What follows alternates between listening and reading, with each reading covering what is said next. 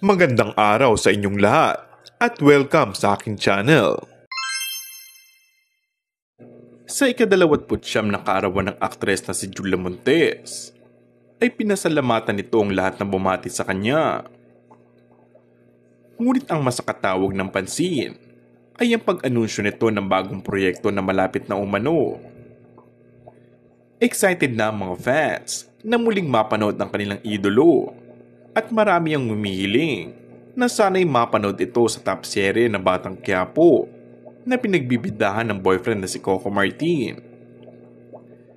Say nga nila, sana sa new project ay bumisita muna umano ito sa Batang Quiapo.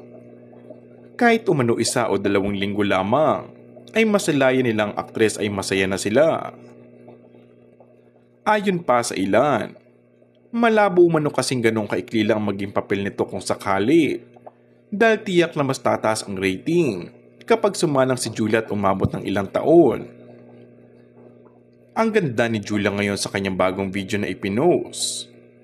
Mukhang handang-handa na nga ang aktres sa pagbabalik nito sa bagong proyekto. Unti-unti na nga nagpaparamdam ulit sa kanyang pagbabalik sa showbiz si Julia Montes matapos ang huling pelikula kasama si Alden Richard. Sumusulpot lang kasi ang aktres sa social media kapag may binabati itong may kaarawan na malapit sa kanya. Kaya sorpresa sa mga netizens ang paglabas ulit ng buong buo ni Julia sa posting niya na sarili niyang larawan. Tuwang-tuwa ang mga netizens, lalo at sabik na sa kanya ang mga fans niya na maging aktibo siyang muli sa showbiz. Tumaba ng konti ang aktres, pero mas lumutang ang ganda niya ngayon.